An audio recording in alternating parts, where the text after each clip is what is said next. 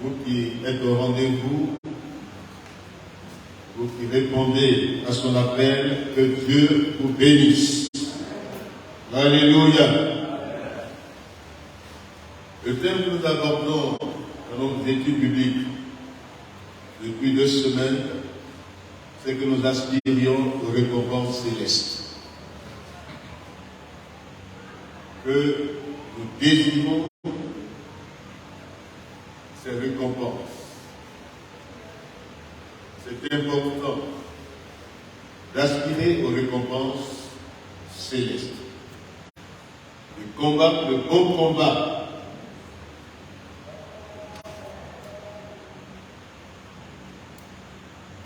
Nous sommes tous en marche vers la cité céleste.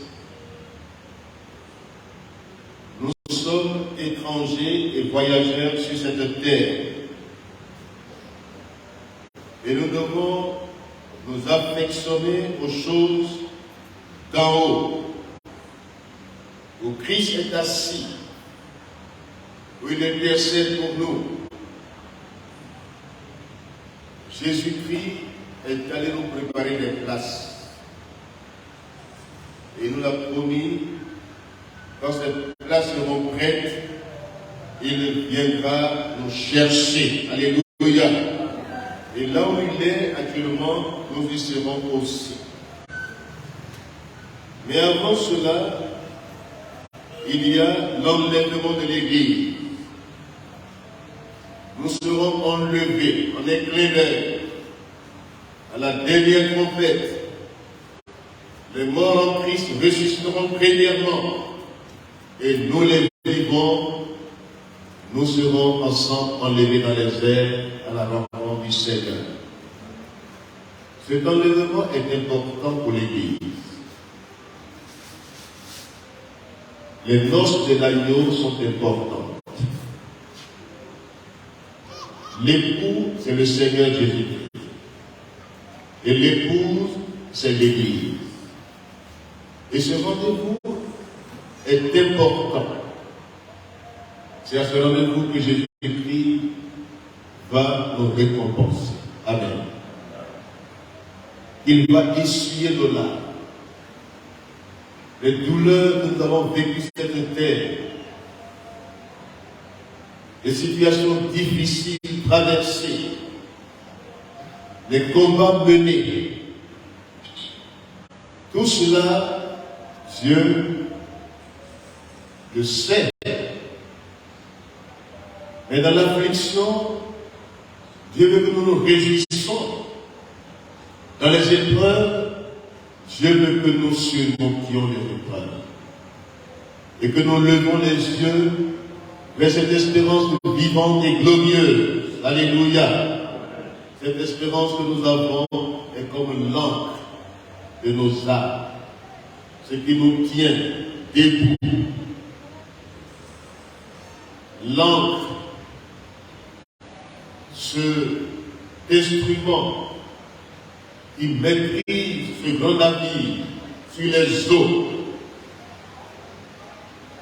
Le monde actuel est comme la mer, les grandes eaux. Mais le chrétien doit tenir ferme. Alléluia. Et doit en même temps lever les yeux vers les récompenses célestes. Nous voyons que l'apôtre Paul dit, pour revenir au texte de base, en 1 Corinthiens 3, verset 9 à 11, il dit que nous sommes ouvriers avec Dieu. Nous travaillons avec Dieu. Nous sommes les associés de Dieu. C'est un grand privilège que nous avons d'être ouvriers avec Dieu. Et que nous sommes dans le champ de Dieu. Le champ appartient au Seigneur. Le monde entier, y compris l'Église, nous sommes tous ouvriers avec Dieu. Nous sommes appelés par Dieu. Nous sommes des instruments entre les mains de Dieu. Dieu nous a dans sa main comme instrument et Dieu, par son esprit, est notre associé. Donc en bâtissant, le fondement est déjà établi. Jésus est le fondement. Il est la pierre de l'angle qui oriente le bâtiment spirituel que l'Église. Mais chacun doit prendre garde à la manière dont il bâtit sur ce fondement. Amen. Bâtissons avec des bâtiments de valeur. Nous avons cité la dernière fois l'or, l'argent, les biens précieux.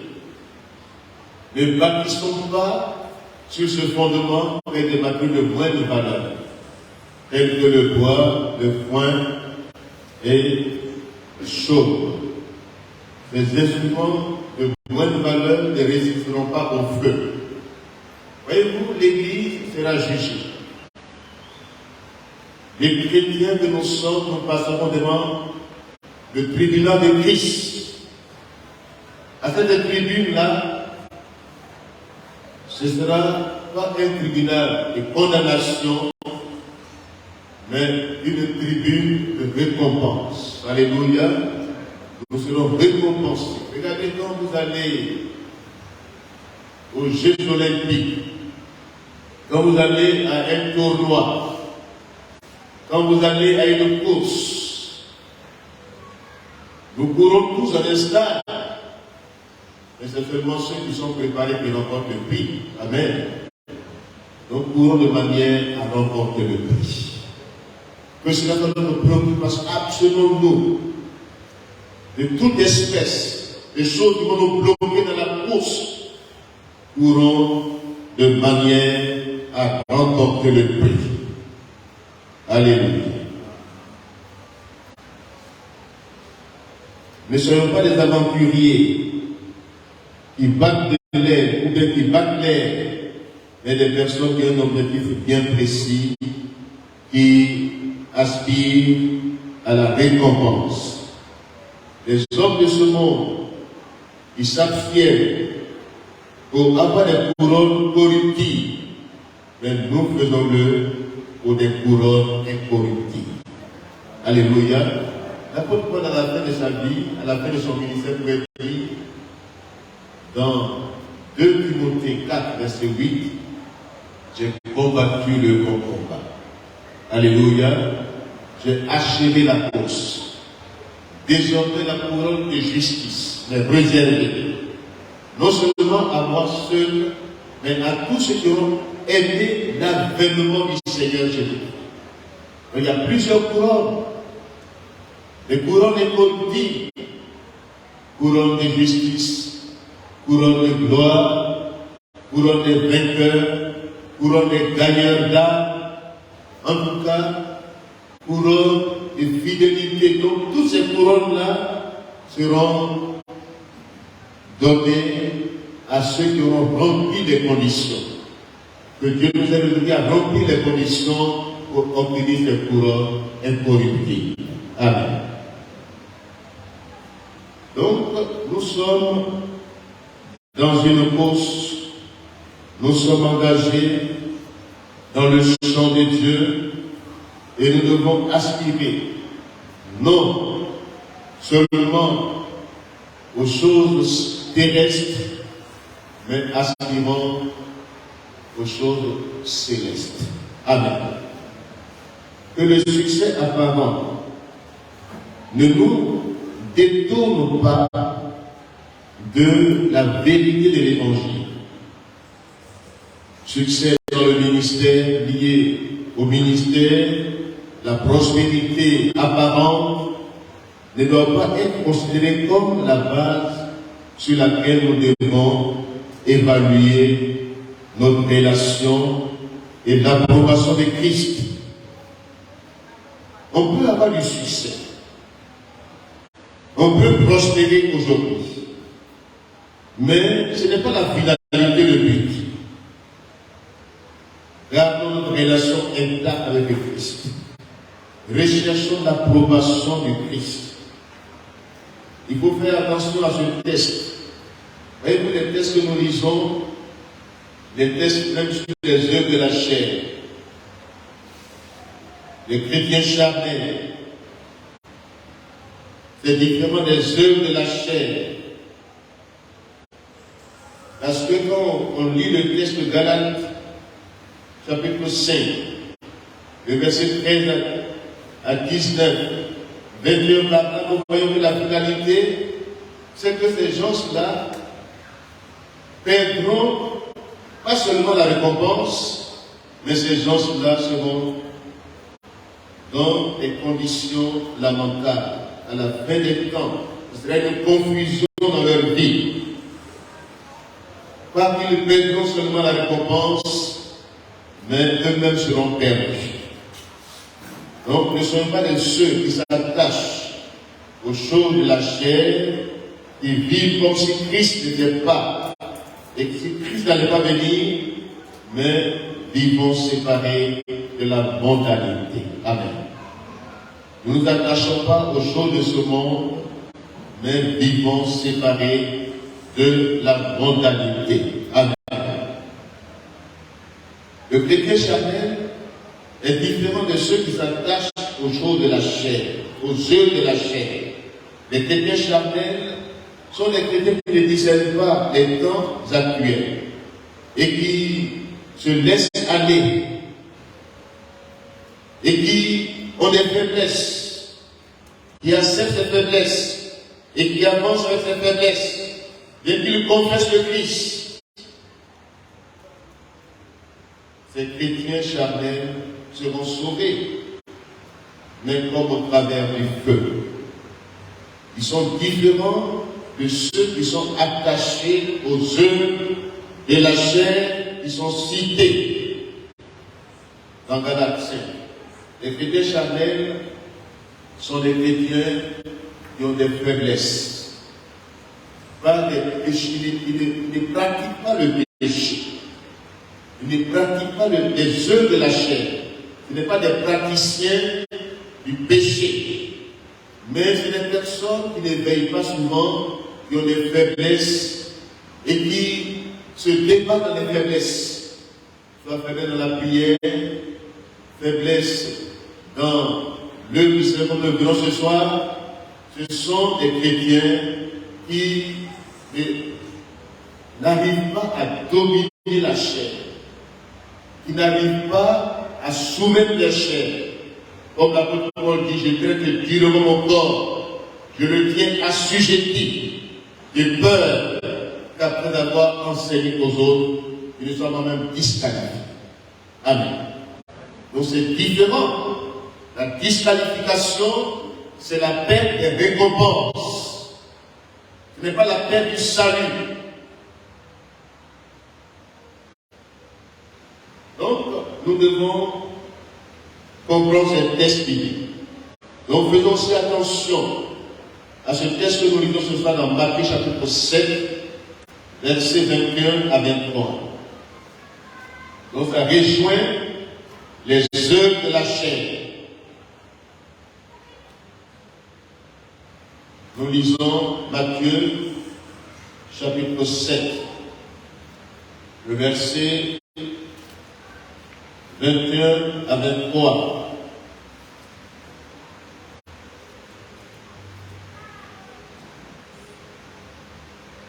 Ceux qui me disent Seigneur, Seigneur, n'entreront pas tous dans le royaume des cieux, mais seulement celui qui fait la volonté de mon Père qui est dans les cieux. Plusieurs me diront en ces jours-là, Seigneur, Seigneur, n'avons-nous pas prophétisé par ton nom? N'avons-nous pas chassé des démons par ton nom? Et n'avons-nous pas fait beaucoup de miracles par ton nom? Alors je leur dirai ouvertement, je ne vous ai jamais connu. Retirez-vous de moi, vous qui commettez l'iniquité. Amen. Amen. C'est pourquoi, quiconque entend ces paroles que je dis et les met en pratique sera semblable à un homme prudent qui a bâti sa maison sur le roc. Alléluia.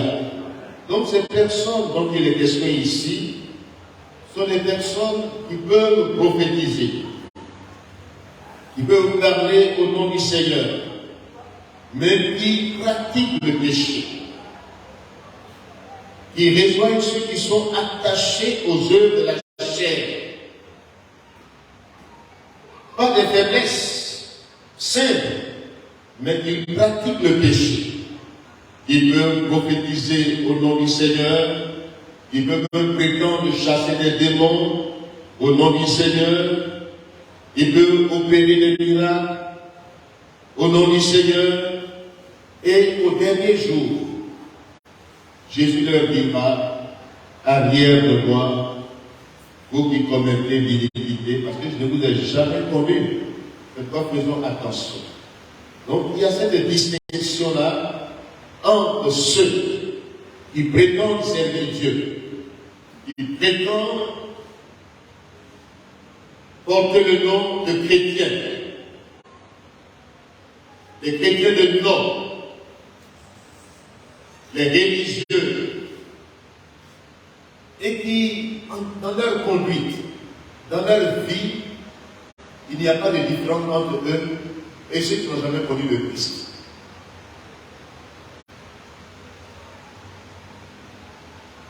Ceux-là qui vivent dans l'iniquité, qui vivent dans les péchés flagrants, qui les cachent, qui ne confessent pas ces péchés réellement, et qui se présenteront pas à l'enlèvement de l'Église, mais qui se présenteront aussi comme tout païen, tout homme qui n'a pas connu le Christ.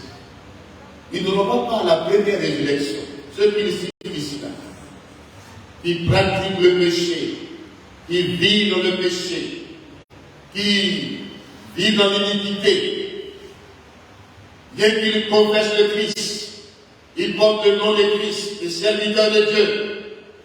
Mais au fond, ce sont des agents de Satan, déguisés en serviteurs de Dieu. Ils se déguisent comme leur maître.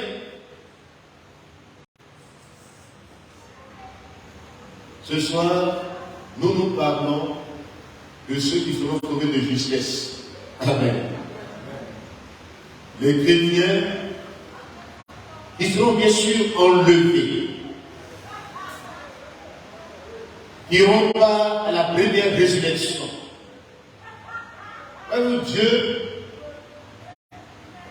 Dieu, c'est lui qui sait tout. Il connaît ceux qui le connaissent et ceux qui font semblant de parler en son nom, qui ont audience, qui peuvent être appréciés dans les rues, partout, dans des discours persuasifs, qui en parlant près du monde. Satan opère des miracles. Le diable, c'est un magicien. En Égypte, Pharaon avait des magiciens.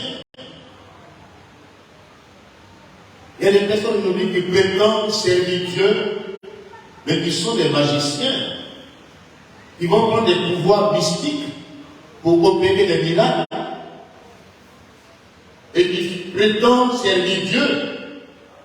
Dans leur pratique, dans ce qu'ils font, il n'y a rien de spirituel, il n'y a rien de divin.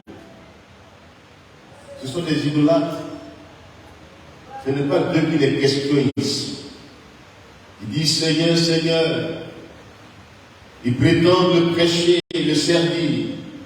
Mais au fond, ils sont des agents de Satan, déguisés en anges de lumière. Ça, c'est une autre partie de mon message. Mais ce que je dis ce soir, ce sont des chrétiens qui bâtissent sur le fondement avec du bois, du chaume et de la paille. Ils ne bâtissent pas avec l'or de l'argent, des biens précieux.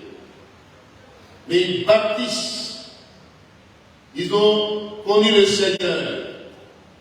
Mais dans leur attitude, dans l'œuvre qu'ils font, ils ne considèrent pas la manière. Amen. Ils ne bâtissent pas avec la bonne manière. Pour eux, s'ils sont appréciés, c'est l'essentiel. S'ils sont approuvés, c'est l'essentiel. Ils paraissent. Ils font tout pour être vus des hommes. Ils ont déjà leur récompense sur la terre. Parce que tout ce que nous faisons pour être vus des hommes, on est déjà récompensé. C'est pourquoi servons Dieu dans la présence du Seigneur. Amen.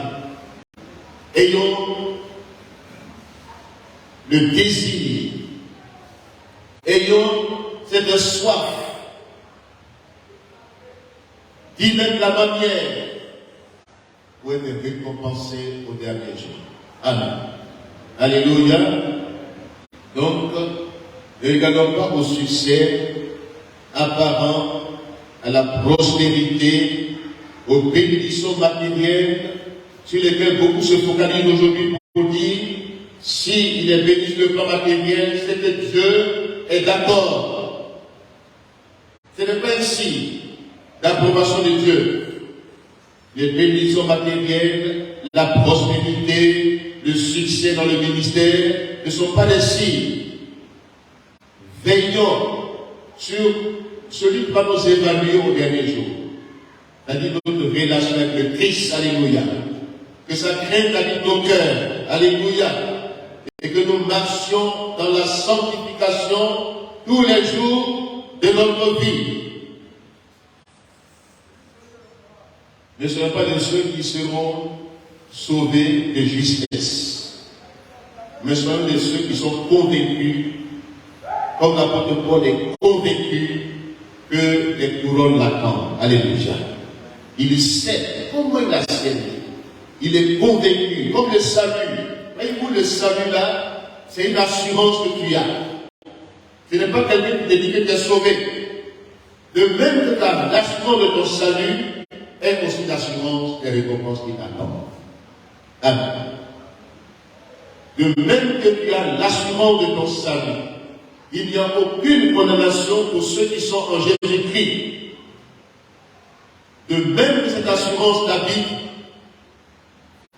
que le Saint-Esprit aussi te convainc dans ton cœur que quand, dans ta marche chrétienne, dans ton attitude, dans ton comportement, dans tes agissements, dans tes faits et gestes, sois convaincu dans ton cœur que les couronnes t'attendent au ciel. Amen. Couronne de gloire, couronne de vainqueur, couronne de justice, couronne de gagnants d'âme, couronne de ceux qui ont été éprouvés, qui ont passé par le feu des épreuves et qui sortent avec une foi sans hypocrisie. Alléluia. Les couronnes nous attendent. Quand vous allez à l'école, quand vous êtes dans le même circuit et cursus scolaire, et puis à la fin, quand on proclame les résultats, quand tu as dit, ça fait la joie, non? Ça fait la joie. Quand tu échoues, ça fait la honte. Donc demain, il y a une évaluation qui sera faite au dernier jour. Il y aura des récompenses qui attendent ceux qui ont mis le soin, la manière, qui ont servi avec justice, avec intégrité, avec un crainte de l'Éternel. Ces personnes-là sont convaincues dans leur cœur que Dieu les récompensera et dira bon et fidèle serviteur. Alléluia. Est-ce que le Seigneur te dira au dernier jour, quand Christ viendra, il te dira bon et fidèle servant, bon et fidèle serviteur? C'est ça l'approbation qui est importante. Que Dieu t'approuve. Sur la terre déjà, que Dieu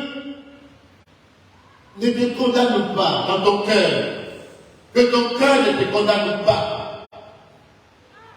Et que Dieu qui est plus grand que ton cœur ne te condamne pas non plus. Donc nous avons déjà un habit dans notre vie. C'est notre cœur, notre conscience, notre esprit qui doit te convaincre que Jésus, en revenant, reviendra avec des couronnes et il les posera sur ta tête. Des couronnes incorruptibles. Ça dépend de la course que tu mènes aujourd'hui, ça dépend de ton abstinence aujourd'hui, ça dépend de ton renoncement aujourd'hui, ça dépend de ton contentement aujourd'hui. Amen. Dieu nous évaluera. Il évaluera la qualité de vie. Premièrement, Dieu va évaluer la qualité de vie spirituelle. Ton travail, l'influence de ton enseignement, le vécu, la conformité entre le dire et le faire. Amen. Chaque personne, et particulièrement chaque serviteur de Dieu, béni de l'Évangile, sera évalué. Dieu va évaluer ses motivations secrètes, les non-dits, les intentions que les gens ne savent pas, les intentions inavouées, tout ce qu'on fait, les actions qu'on met, tout ce qu'on pose comme acte, connu ou non connu, tout cela va passer au travers du feu, de l'appréciation de Dieu. Ce n'est pas le feu de condamnation, ce n'est pas le feu du jugement, mais c'est le feu de l'évaluation. Amen.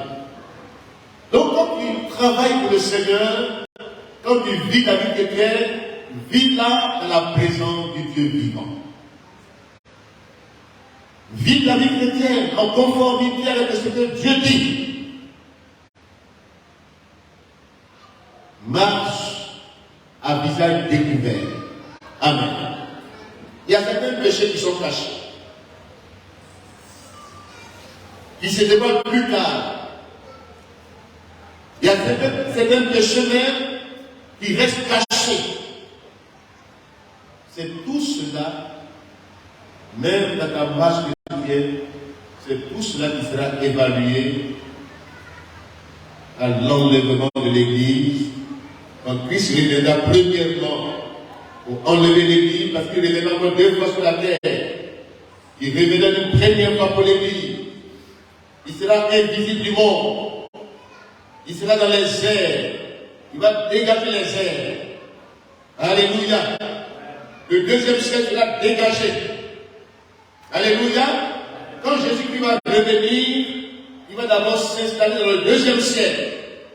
Là où la puissance de Satan est actuellement, d'où il contrôle le monde, Jésus va le dégager des airs.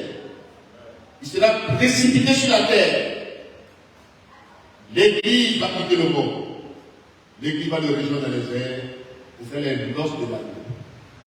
Et pendant ce temps, ceux qui vont rester sur la terre vont vivre des choses terribles. Parce que Satan sera à visage découvert. Amen. Il sera dégagé des cieux. Il va descendre sur la terre, animé d'une grande colère. Parce qu'il sait que son temps, il ne lui reste pas assez de temps. Et ce temps sera compté. 7 années dans les airs, l'Église sera récompensée. Alléluia. Ces noces vont durer 7 ans. Alléluia. N'est-ce pas merveilleux cela? Où Jésus va nous donner des couronnes, va nous préparer déjà nos places, va nous indiquer déjà les places préparées, va indiquer déjà les places à chacun d'entre nous. Mais en même temps, il va dire à certains, vous n'avez pas tiré une fois du chaud, de la part. Ça ne résiste pas à mon regard, qui est comme le regard du feu. Alléluia. Quand Jean,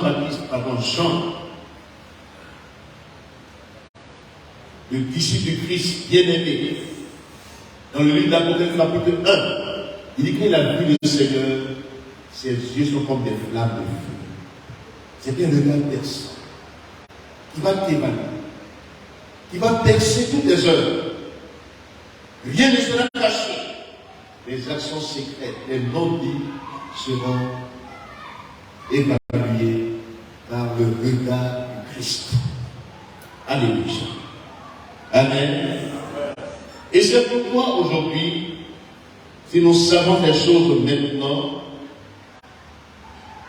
même si nous avons l'assurance de notre salut, en tant qu'enfants de Dieu, mais recherchons des récompenses célestes. En y mettant la bonne manière, alléluia, la bonne manière, prendre garde à la manière dont je bâtis, alléluia, qu'il y ait conformité entre ce que je vis, entre les œuvres que je pose et mes responsabilités. Amen. Pas seulement des responsabilités qui ne sont pas conformes à ce que je vis, que mon témoignage répond de ma responsabilité. Amen.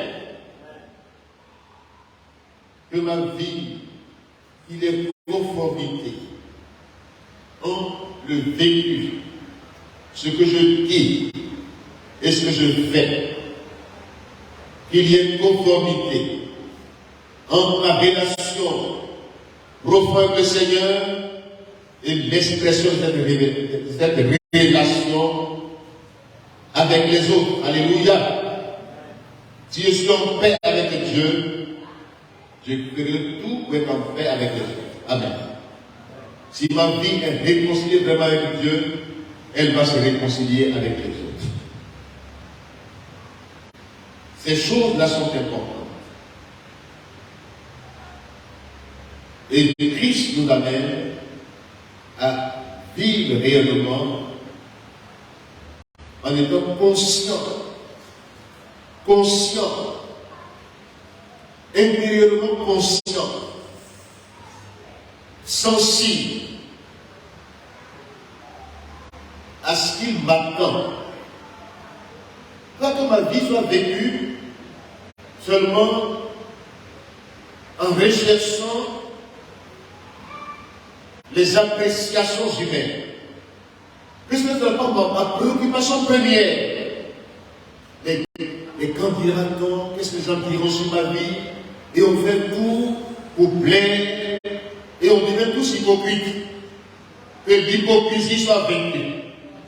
Au nom de Jésus-Christ. Que je sois conscient que celui qui va m'évaluer réellement, c'est Dieu lui-même. C'est Dieu qui va m'évaluer. Que je prenne conscience. Amen. Tout ce soir, dans cette prise de conscience, je dois éviter le piège de la négligence. Voici le sous-thème que d'abord ce soir avec vous.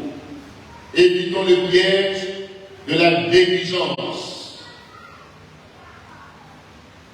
Dans nos relations, négligeons la relation avec le Seigneur, de la communion, de l'intensité relationnelle et de mes relations interpersonnelles que j'y vais. Dans la parabole des talents que nous lisons, la parabole des talents, dans Matthieu chapitre 25, c'est le texte que nous allons lire ce soir, à partir du verset 14, que nous lisons avec respect.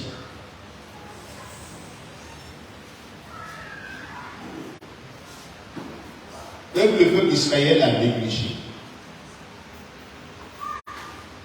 Le péché de la négligence est un péché grave. Dieu leur a parlé. Dieu a dit à ce peuple, Voici mes exigences. Vous pouvez retourner pendant 40 ans dans le désert. Ce sont les conséquences de la négligence. Pour un parcours qui va durer, nous allons venir là le mardi prochain. Un parcours qui va durer 11 jours seulement. Ce parcours a duré 40 ans. 40 ans d'errance dans le désert. Ils ont méprisé Dieu, ils ont négligé sa parole, ils ont mis de côté ce que Dieu a dit. Ils ont erré pendant 40 ans dans le désert. La négligence, c'est un péché grave. C'est ce que nous verrons ce soir.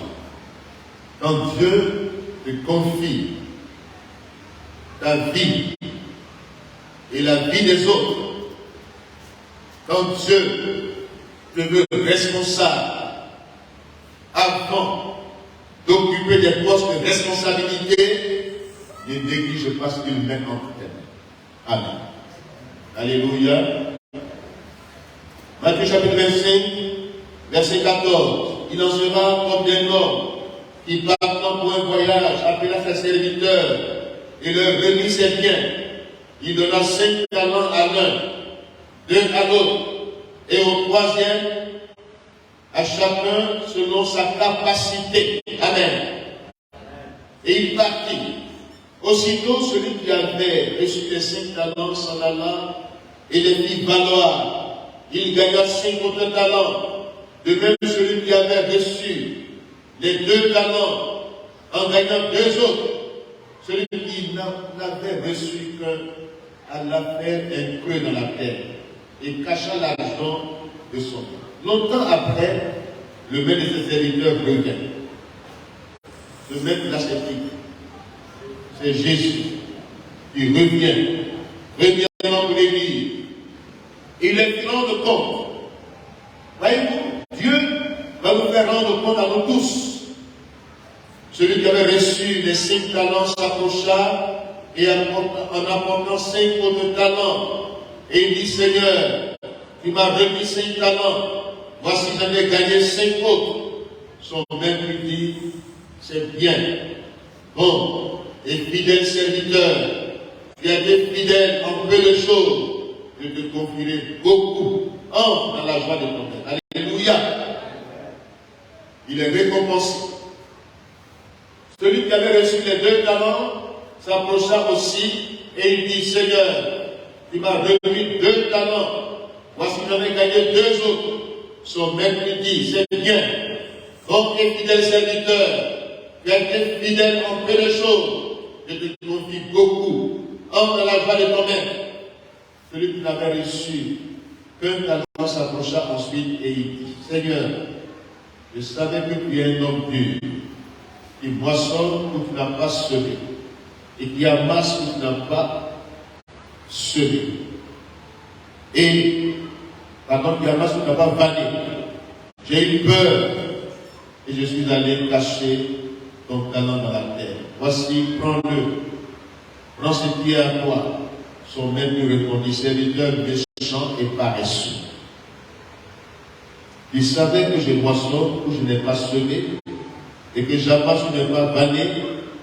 Il te fallait donc remettre mon argent au banquier et à mon retour je l'ai retiré, ce qui est à moi avec un intérêt. Ôtez-lui donc le talent et donne-le à celui qui en a les 10 talents. Car on donnera à celui qui a, et il sera dans l'abondance, mais à celui qui n'a pas, on donnera même ce qu'il a. Et le serviteur inutile, jette-le dans les ténèbres du dehors, où il y aura des pleurs et des grincements de dents. Amen. Cette parabole, elle est profonde et elle va au-delà des réalités terrestres. Elle va au-delà. Le jour de rendre compte arrive. Et ce jour-là, c'est à l'enlèvement de l'Église. Mais déjà, il faut dire que sur la terre même où nous sommes, Dieu nous a confié à chacun au moins un talent. En nous créant. Le talent est une capacité naturelle. Ce n'est même pas une capacité surnaturelle. Le talent. Dieu t'a créé avec un talent, au moins. Une capacité naturelle. On naît avec le talent. Le talent est inné en tout homme, en toute femme. Il y a des aptitudes. Il y a des capacités. Il y a déjà en toi quelque chose qui permet que dans certaines actions, tu les fasses mieux que les autres. Amen. C'est le talent. Ce sont des aptitudes. Ce sont des dons avec lesquels tu viens sur la terre. Voyez-vous, un talent ne se force pas. Le talent est naturel. Le don est naturel. Et c'est ce don-là, ce talent qu'il faut découvrir et faire valoir. Alléluia. Puisse, en partant, comme cet homme qui allait dans un long voyage, à confier les biens. Ces biens-là sont d'abord innés en chacun d'entre eux. Avant que ces biens-là soient extériorisés, c'est de l'intérieur que ces biens ont été déposés comme capacité interne à faire valoir, à extérioriser.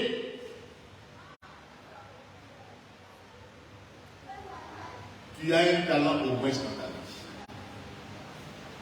Tu as une aptitude. Tu as en toi des capacités énormes, un potentiel de vie que Dieu a déposé en toi comme un dépôt. Il faut le découvrir. Il faut le mettre en valeur. Même celui qui ne connaît pas Dieu, Dieu a déposé en lui un talent. Une capacité naturelle avec laquelle il peut réussir sa vie sur la terre. Amen. Il peut avoir des aptitudes que les autres n'ont pas, des capacités que les autres n'ont pas. Ce n'est pas des choses qui s'apprennent. Le leadership même, ça ne s'apprend pas. Dites Amen. On est leader. On a des capacités de diriger. Ce n'est pas sur le temps, on prend quelqu'un pour dire, viens, on va t'apprendre à diriger. Viens, on va t'apprendre à diriger. Ça ne marche pas. S'il n'a pas le talent en lui, s'il n'a pas la capacité, même pour orienter un enfant, il faut voir quelle est sa capacité, ses aptitudes. Qu'est-ce qu'il fait et qu'il aime faire. Alléluia. Et je sens à l'aise en le faisant. Qu'est-ce qui est inné en lui?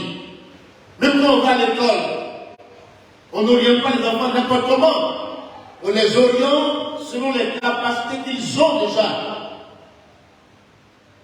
Si vous les orientez n'importe comme ça, là, la corruption arrive. Parce que si vous orientez quelqu'un qui n'est pas médecin dans la médecine, il ne va pas bien faire son travail avec conscience. Il n'a pas la conscience de sa profession. Parce qu'on l'a orienté là, c'est bon pour l'argent. Il ne va pas s'occuper de la vie des hommes. Il veut vouloir qu'il meure pour que lui il ait l'argent. Si vous orientez quelqu'un qui n'a pas les aptitudes de mettre de l'ordre dans la société, on l'a dit les galants, mais il va sur la route, il va escroquer les gens. Il va pour l'argent. Et c'est pourquoi, dans tous les secteurs dans toutes les activités dans le monde aujourd'hui, il y a des gens qui sont sans aucune conscience professionnelle. Parce qu'ils n'ont pas de talent. Ce n'est pas leur lieu d'orientation de la vie. De même dans la maison de Dieu, quand nous y venons, ce sont ces capacités-là que le Saint-Esprit vient appuyer. Amen. Alléluia. Le Saint-Esprit en venant en toi et sur toi révèle le talent que Dieu t'a donné déjà. Et il y ajoute la capacité surnaturelle. Alléluia. De ta capacité naturelle, Dieu vient avec sa capacité surnaturelle. Alléluia. Souvent les dons spirituels sont distribués selon l'Esprit de Dieu, mais Dieu qui sait aussi quelle est ta capacité. Amen. Alléluia. Même les dons du ministère sont orientés par l'Esprit de Dieu selon tes dispositions internes. Alléluia. Tu n'es pas enseignant, tu veux enseigner. Pour avoir l'argent. C'est tout. C'est pourquoi le ministère, il est inné. Alléluia. Avant que je naisse, Dieu m'a déjà mis à part comme serviteur de Dieu. Selon mon ministère, Jérémie, avant. Dieu fait ces choses avant. Ce n'est pas sur le chemin. C'est avant que tu ne naisses. Dieu a déposé en toi des valeurs, des capacités. Et quand tu le découvres maintenant, ce sont ces capacités sur lesquelles le Saint-Esprit descend. Alléluia. Le surnaturel descend sur le naturel. Alléluia. Dieu ne va pas appeler à des prophètes.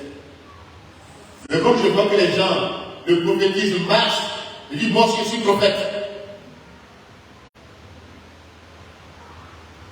Voici le capitaine est fait. Dieu ne va pas appeler à des évangélistes. Et puis comme je vois que les évangélistes, leur ministère est un ministère d'impact, est un ministère qui draine les foules. Je dis, moi aussi je vais devenir évangéliste. Tu n'es pas évangéliste, reste à ta place. Amen. Tu n'es pas docteur, reste à ta place. Ce n'est pas les diplômes qui confèrent le ministère. Ce n'est pas les parchemins qu'on a qui donnent le ministère. Les dons de Dieu viennent de Dieu lui-même. Dieu a fait don à son Église.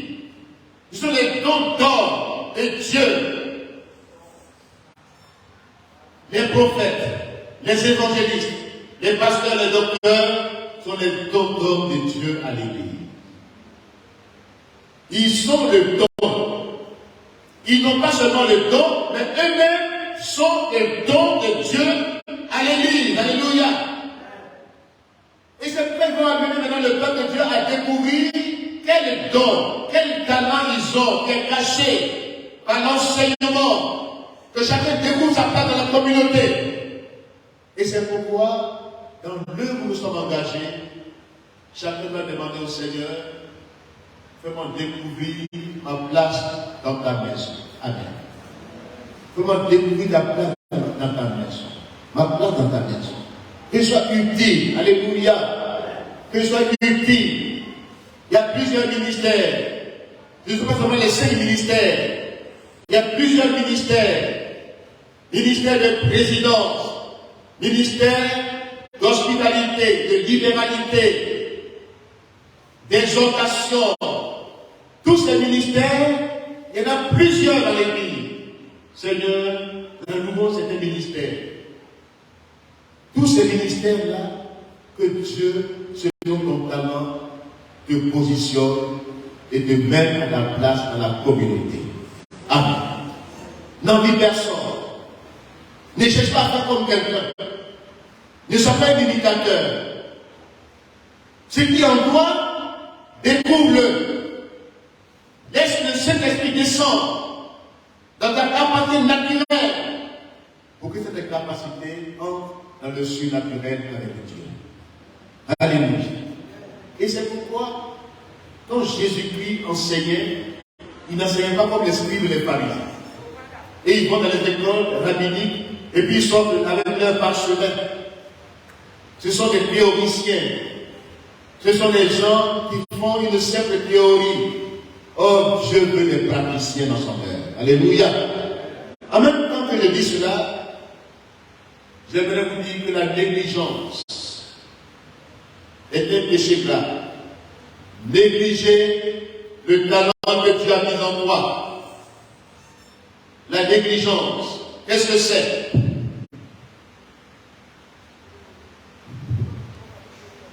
Dans le mot négligence, il y a l'aptitude d'une personne dont l'esprit ne s'applique pas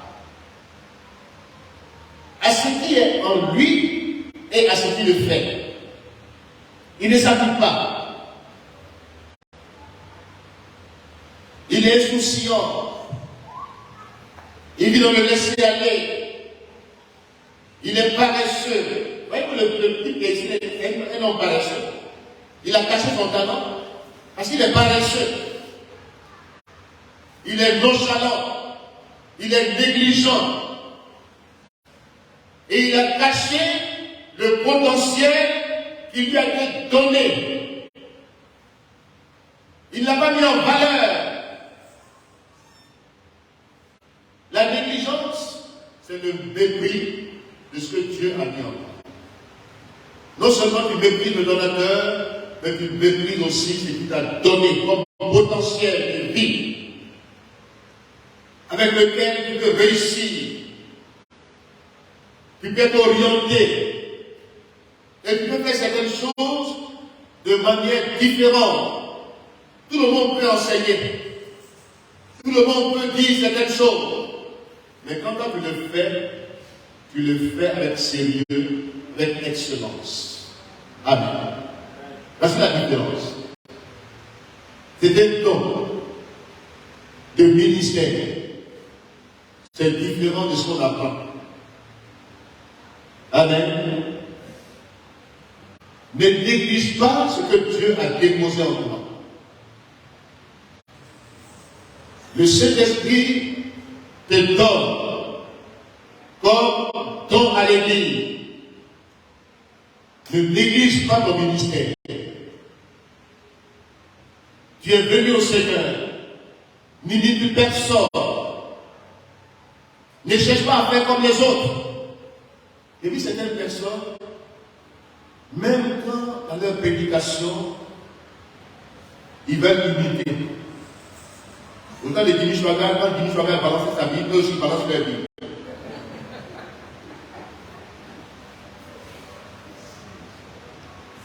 Il y en a même qui vont se faire enregistrer pour apprendre à prêcher. Ils se font enregistrer. Et maintenant, ils écoutent leur enregistrement et puis maintenant, ils vont sortir le dimanche avec l'enregistrement déjà calqué dans leur esprit. Ce n'est pas l'esprit de Dieu. Sur le naturel, descend le surnaturel. Alléluia. Sur la capacité potentielle que Dieu a mis en toi, laisse le Saint-Esprit descendre. Alléluia.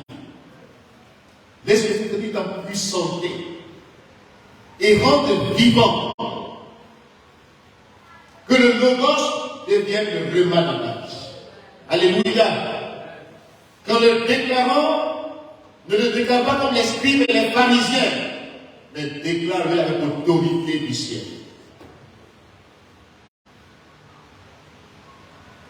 Que Dieu nous aide. Donc dans la maison de Dieu, chacun a sa place dans la maison de Dieu. Ne néglige pas. La négligence, c'est un péché grave. C'est même de la désobéissance et d'incrédulité en puissance. Un négligent, c'est un désobéissant. C'est un incrédule. Il ne croit pas en lui-même. Parce que Dieu a mis en lui. Il envie les autres. Il veut faire comme les autres. Il est imitateur.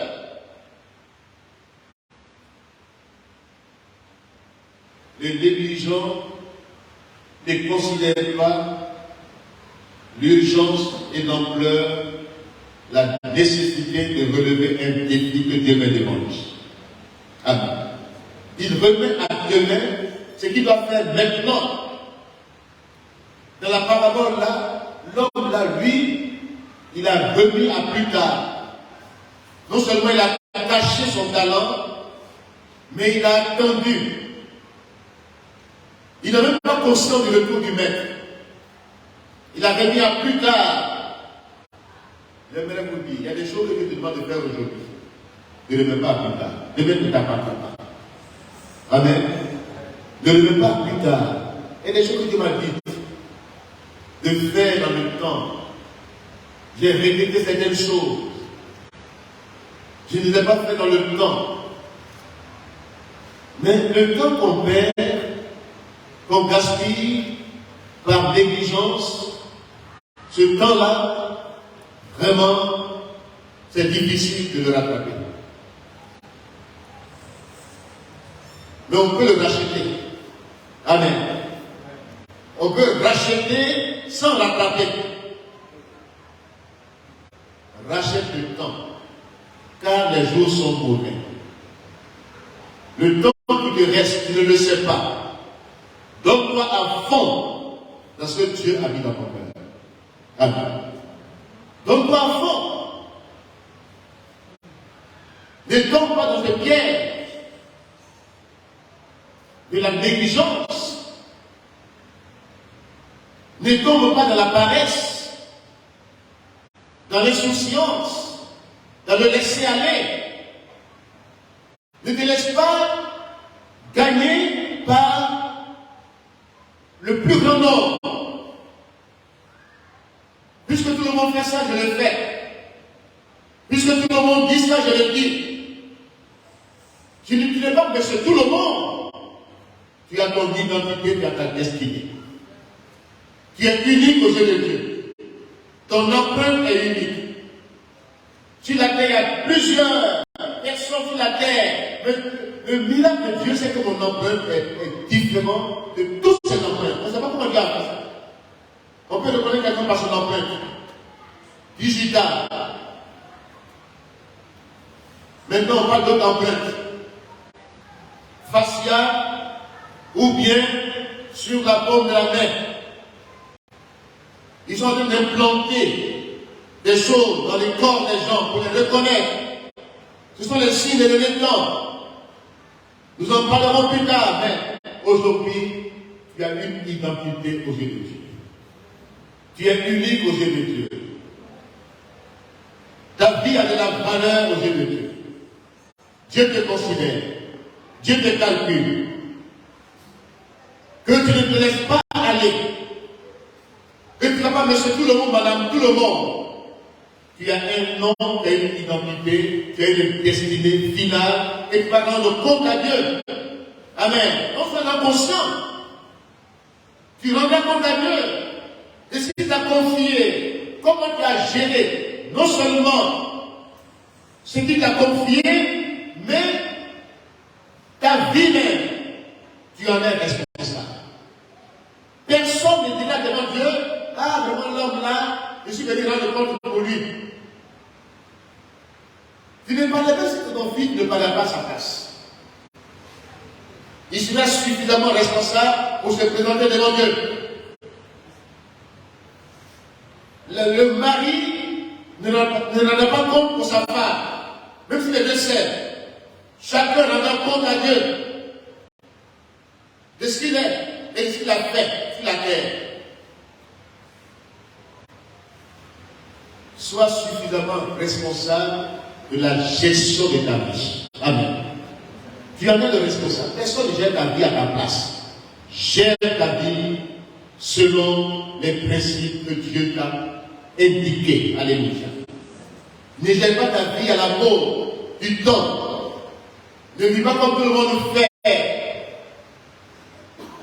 Ne vis pas dans le libertinage. Sois responsable. Dieu t'a confié, la plus grande chose que Dieu t'a confiée, c'est la gestion de ta vie. Tu vas rendre compte des jours devant Dieu. Comment tu as géré ta vie, ton temps, ton argent, tes biens? Comment tu les as gérés? Le talent que tu t'as donné, les capacités naturelles qu'il a mises dans ton potentiel, comment tu les as gérées? Est-ce que tu as été diligent? Tu as géré avec diligence? Tu as fait le travail de Dieu avec courage, honnêteté, ou bien tu l'as fait avec négligence? Que Dieu nous vienne en aide. Nous tous, quelque part, nous négligeons de notre relation avec le Seigneur, notre communion avec Dieu, la manière dont Dieu nous parle. Souvent, on n'écoute pas Dieu suffisamment. On écoute trop les autres. On ne respecte pas nos rendez-vous avec le Seigneur. On veut paraître. On veut qu'on nous voit dans l'événement. Dieu t'attend dans la gestion de ta vie dont tu es le responsable, et Dieu t'attend aussi dans tes responsabilités dans la communauté. Amen. Nous, les serviteurs de Dieu, et tous les leaders, nous avons une double responsabilité. Alléluia. Sinon, nous avons un double compte que nous avons rendre devant Dieu.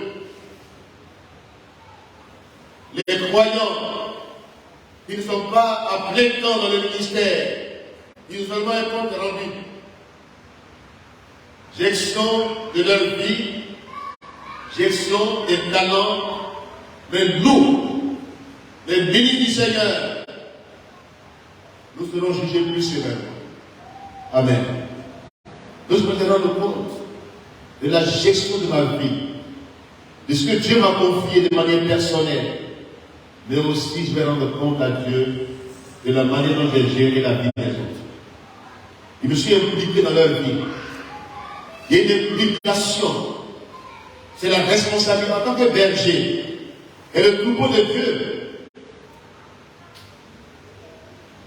Ce ne sont pas des animaux, ce sont des personnes qui ont leur identité, mais que Dieu me confie. Dieu me demandera compte de la manière dont je conduis ces personnes. Ce n'est pas les moutons, et puis j'ai un bâton. Allez ici. Allez ici. Non. C'est vrai que les animaux ont fait ça. Et avec les hommes, vraiment, je respecte leur liberté. Amen. Ils ont leur liberté. Ils ont aussi leur identité, leur dignité que je dois respecter. Si je bafoue la dignité, on dit c'est moi qui suis là, mais je vais rendre compte. Si ces personnes-là n'atteignent pas le but, si ces personnes, à cause de moi, quittent le droit chemin, je vais rendre compte à Dieu. Amen. Je vais rendre compte à Dieu. Je ne pas que les gens fassent ce que je dis, mais ne fais pas ce que je fais. Mais l'apôtre Paul dit à mes imitateurs, comme je le suis le Christ, alléluia. Voici un vrai enseignant, voici un vrai leader. Nous rendrons compte à Dieu, nous les serviteurs de Dieu doublement, mais tout chrétien rendra compte à Dieu de la manière dont il a aussi géré sa vie. Amen. De la manière dont il a occupé ce que Dieu lui a demandé de faire. Est-ce que tu as fait valoir ton talent? Est-ce que tu l'as fait valoir? Est-ce que tu as mis cela Est-ce que tu as pu développer ce talent? Ce talent que Dieu a mis en toi? Est-ce que tu as laissé l'Esprit de Dieu t'orienter, te conduire, ouvrir le chemin? Tu es ouvrier avec Dieu. L'Esprit de Dieu est associé dans l'œuvre. Est-ce que tu as associé le Saint-Esprit à ce que tu fais? Est-ce que le Saint-Esprit est ton associé dans toute ta vie de décision? Est-ce que tu dis, le Saint-Esprit et nous avons décidé? Amen. Regardez la conférence de Jérusalem. Les décisions finales qui sont sorties, ils ont dit, le Saint-Esprit et nous avons décidé. Amen. Parce qu'ils savent que l'Esprit de Dieu est présent dans leurs décisions. Ce n'est pas des décisions arbitraires, des décisions unilatérales. Ce n'est pas des décisions qui marchent à l'église. Je me lève, j'impose. Ça ne marche pas. Ça peut marcher un temps, mais ça ne marchera pas tout le temps.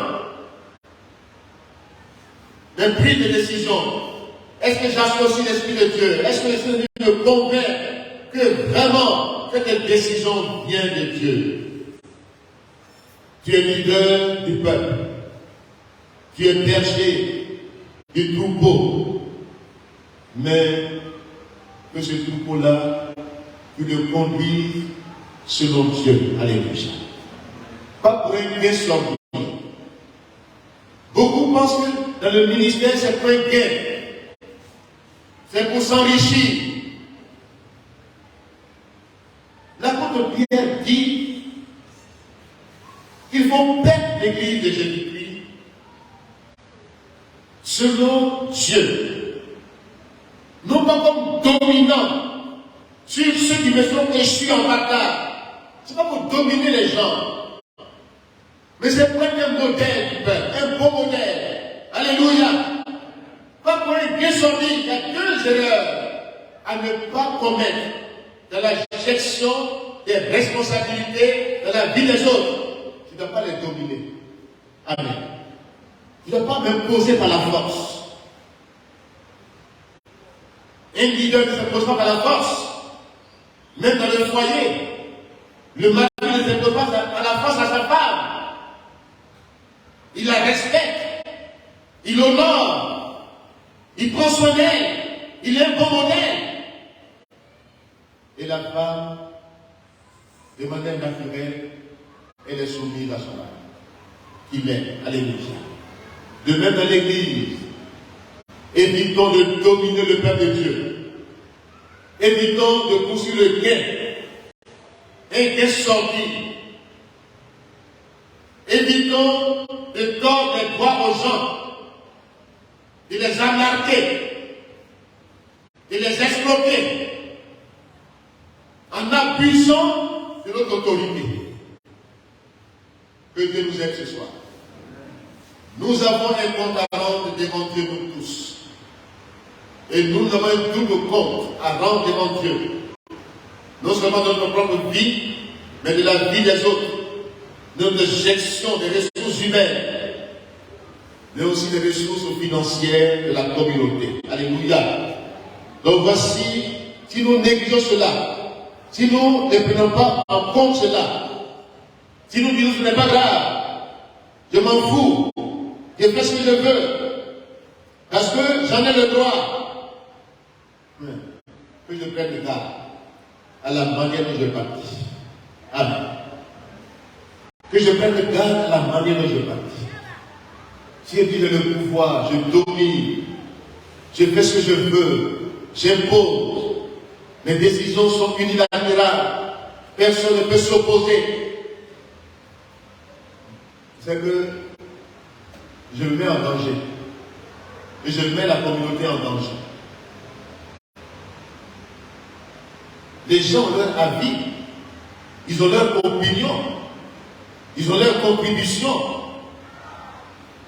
Et c'est par le nombre de conseillers qu'on peut avancer. On ne dit pas c'est moi seul. Mais le Saint-Esprit et nous avons décidé. Alléluia. Alléluia. Que l'Esprit de Dieu s'ingère dans nos prises de décision dans la communauté. Que nous ne méprisons pas l'Esprit de Dieu. Aujourd'hui, le Saint-Esprit est mis de côté. Il est méprisé. Il est négligé. Même quand on donne une prophétie, on dit, oh non, ce n'est pas de moi il s'agit. On fait même tel les prophètes dans l'église. Les messages prophétiques, on ne les analyse pas, on n'examine pas. On dit non, ce n'est pas, c'est comme on dit, tais-toi. Tais-toi. Tu n'as rien à dire ici. Une prophétesse se lève, et la communauté elle avance les pensées de Dieu. On dit non, ça là, ça vient d'elle-même. Ça ne vient pas de Dieu. Ce n'est pas dans notre ligne droite. Ça ne va pas dans notre sens. Et aujourd'hui, tout ce qui ne va pas dans le sens de quelqu'un, ça ne vient pas de Dieu. Si ça ne va pas dans son sens, ça ne vient pas de Dieu. Si c'est contraire à ce qu'il a déjà arrêté, ça ne vient pas de Dieu. On n'aime pas la contradiction. Oh, Dieu peut nous contredire. Alléluia. L'Esprit de Dieu peut nous dire non. Regardez la voix de corps. Il y avait des bonnes intentions. Il disait, Dieu m'a dit d'aller ici pour évangéliser. Dieu m'a dit d'aller par-ci par-là. Mais la nuit qu'il dormait, l'Esprit de Dieu lui dit non. Ah, il avait des bonnes intentions. Et puis le Seigneur se lève pour dire non. N'y va pas. 2 fois. Mais on ne peut plus les noms de Dieu. Ce n'est pas non avec M, hein, mais non avec M. Amen. Quand non n'avance pas, on dit on avance. Quand le peuple d'Israël, Moïse a dit n'avancez pas, n'allez pas combattre ces gens-là. Dieu n'y est pas. Il dit on s'en va quand même. On s'en va. Aujourd'hui, révisons nos positions dans la communauté. Ne négligeons pas le Saint-Esprit. Ne méprisons pas la prophétie. Examinons la prophétie. Retenons ce qui est bon. Pour la marche du peuple de Dieu. Alléluia. La négligence est un péché grave. Non seulement on peut négliger ce que Dieu a mis en nous, mais aussi on peut faire taire la voix de Dieu dans la communauté. Parce que on a la majorité. On a des voix qui nous apprécient, qui dit avance, tu vas réussir. Comme le roi Akab, il dit avance, vas-y. Les prophètes qui parlent aujourd'hui, les prophètes de notre temps, la plupart des prophètes de lui, quand ils ont quelque chose sur la langue, ils prophétisent. Parce qu'ils sont rassasiés. Ils prennent des corps pour dire voilà, c'est comme ça que tu as pas tes ennemis. Viens avec toi. Mais Michel dit attends, fais attention. Les gens là, c'est un esprit de mensonge qui est entré en eux. Parce que Dieu, dans son trône, a discuté. Et puis il a dit qui enverrait pour tromper Akab? Ils se sont levés pour dire c'est l'esprit de mensonge pour le tromper. C'est un esprit de tromperie comme Saül. C'est un mauvais esprit qui vient de Dieu, qui l'agite pour faire du mal. Ce soir, ne méprise pas les prophéties. Amen. Ne sois pas négligent. Écoute Dieu. Dieu parle de plusieurs manières. Ce n'est pas selon ton avis. Ce n'est pas selon tes intentions. Ce n'est pas selon tes plans que Dieu parle. Dieu peut briser ton plan. Dieu peut te dire non. Écoute les noms de Dieu, ne les méprise pas. Amen. Dieu, je dois faire un choix. Tu veux t'engager quelque part. Dieu peut te dire non. Mon fils n'avance pas. N'avance pas. Il y en a qui ont fait des choix par intérêt. Des choix intéressés. Et après, ils sont déçus. Ils n'ont pas calculé le Saint-Esprit. Ils n'ont pas calculé, ils n'ont pas prié pour demander à Dieu sa volonté. Si vous cherchez les intérêts, ça sera facile de les avoir. Mais si vous jouez avec votre avenir, vous allez rendre compte à Dieu. Amen. Que vos choix ne soient pas intéressés. Que vos décisions ne soient pas intéressées. Que vous ne mettez pas les intérêts devant. Ne mettez pas les gains devant. Ne dominez personne. Servez Dieu avec des désintéressement. Servez Dieu. Soyez des modèles. Ne méprisez pas cela. Ne dites pas, nous, on est déjà assis. On a la puissance, on a tout. On n'a besoin de personne. Servons Dieu dans l'humilité. Amen. Ne négligeons pas ce que Dieu peut nous dire. Il peut nous dire non. Mon fils n'avance pas. Même s'il y a des prophètes qui parlent pour dire avance. Demande à Dieu. Demande à un vrai prophète. Il ne va pas parler dans son sens. Les gens aujourd'hui attendent que les prédications qu'on apporte pas dans leur sens. Ils veulent qu'ils cadrent dans la liturgie. Quelqu'un, un prédicateur, doit être cadré dans leur système. Donc quand ils parlent hors système, c'est qu'il n'est pas dans la volonté de Dieu. Ce soir, je parle hors système. Dites Amen. Et je suis là pour prêcher la parole de Dieu. Pas pour plaire à qui que ce soit. Pas pour égayer sortir. Pas pour dominer qui que ce soit. Je suis un éveilleur de conscience et non un directeur de conscience. Alléluia. Il y a plein de directeurs de conscience aujourd'hui. Dieu veut des éveilleurs de conscience. Alléluia. Des personnes qui respectent la liberté des autres, qui les mettent devant un choix. Dieu même qui est Dieu te met devant un choix. Tu n'as jamais dirigé quelqu'un de manière à le dominer. Il dit, je mets devant toi la vie et la mort. Choisis la vie. Amen. Voici Dieu. Et d'où nous on vient aujourd'hui? On met tout le monde dans un moule. Dans un moule. Les gens ne peuvent plus même réfléchir. Ils ne peuvent plus argumenter. Et on dit que c'est ça là, ce n'est pas la volonté de Dieu, ça. Nous méprisons Dieu et son esprit. Oh, l'Église est la manifestation de l'Esprit de Dieu. Alléluia. C'est là que le Saint-Esprit agit. Laissons Dieu agir. Dans l'Église primitive, le Saint-Esprit, ce sont les actes du Saint-Esprit au travers des apôtres. Quand l'Esprit de Dieu dit non, l'apôtre Paul n'y va pas. Il dit, je vais prier. 2 fois déjà, Dieu m'a dit, je vais prier. Parce que j'ai une bonne intention. Ça ne suffit pas. Je vais faire quelque chose pour me faire voir. Ça ne suffit pas. Je vais faire quelque chose pour qu'on dise celui qui a fait ça. Ça ne suffit pas. Est-ce que Dieu est dedans? Amen. Il a prié la nuit. Dieu lui montre un Macédonien. Le Macédonien passe en Macédoine et s'écoule. Il a vu la direction de Dieu. Il a vu la direction de Dieu. Dans sa prière, un Macédonien, quand je lui ai dit non à Dieu, il dit non. Si tu rentres ici là, je ne serai pas avec toi. Voyez-vous, souvent quand nous écoutons les noms de Dieu et que nous sommes dans la volonté parfaite de Dieu, nous pouvons avoir des problèmes. Souvent les gens pensent que quand il y a des difficultés, c'est que Dieu n'est pas avec toi. Paul a été conduit à Macédoine. Il a prêché l'évangile à Philippe. Ils l'ont arrêté. Ils l'ont emprisonné. Mais dans la prison, il a transformé la prison en un lieu de gloire de l'Éternel. Alléluia. Vaut mieux que tu sois dans les difficultés avec Dieu. Si Paul n'avait écouté le nom de Dieu, qu'il était ailleurs, Dieu dit ce n'est pas.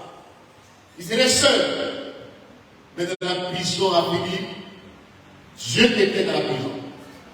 Dans la louange, dans la proclamation de sa victoire, les portes ont été brisées. Alléluia. Alléluia. Au lieu que les portes de résistance soient brisées. Que Dieu nous aide. Et que nous sortons des prisons humaines. Amen. Des prisons où les gens veulent mettre les vrais prédicateurs, comme l'apôtre Paul. Mais la prison a été transformée en un lieu de réveil spirituel. Le geôlier, sa famille ont été convertis. Alléluia. Les prisonniers même ont été gagnés au Seigneur, soit dans la volonté de l'Église par la prophétie, les dons de Dieu, soit dans la volonté de Dieu. Alléluia. Même quand on disant que le croyant est négligent pour le risque de subir des pertes et des dommages terribles. D'abord sur la terre et dans les cieux. Il aura un sentiment de honte lors de la venue du Christ. Celui qui néglige et qui ne fait pas ce que lui demande de faire. Il néglige l'évangélisation. Il néglige d'apporter la bonne nouvelle à ceux qui l'entourent dans son quartier, les chrétiens. Il ferme la bouche de la honte du Christ. Il néglige d'ouvrir sa bouche et de prêcher l'évangile. Nous sommes tous évangélisateurs. Ce n'est pas nous sommes tous évangélistes, mais nous sommes tous évangélisateurs. Amen. Tout chrétien doit apporter la bonne nouvelle dans son milieu. Si tu négliges cela et tu dis non, je ne suis pas évangéliste, je me tais, tu auras honte devant le Seigneur. Si les gens sont perdus, tu es une sentinelle. Tu vas te demander compte. Si tu n'as pas dit, je n'ai pas vu. Ces gens qui allaient à la perdition, je ne les ai pas vus. Je suis devenu créneau, je les évite. Dieu lui l'a conduit là et n'est pas saine. Amen. Donc tu auras honte lors de la venue du Christ. Tu vas perdre le fruit de ton travail. Tu vas perdre la gloire, l'honneur devant Dieu. Tu vas perdre l'occasion de servir et d'exercer ton ministère dans les cieux. Il y a une vocation céleste. Dans le même chapitre de Matthieu 25, là, ces gens ont été maintenant dans la présence de Dieu. Amen. Et Dieu lui a dit, bon et fidèle serviteur, entre dans la joie de ton maître. Continue ton ministère céleste. Alléluia. Continue ta vocation céleste. Le deuxième, bon et fidèle serviteur, continue ton ministère dans les cieux. L'autre fois, on a dit, dehors. Quand tu payes les récompenses, tu es à la limite. La limite du feu de l'enfer et du feu du jugement de Dieu dans le regard du Christ. Tu auras honte. Tu ne vas pas servir Dieu. Même si tu as échappé.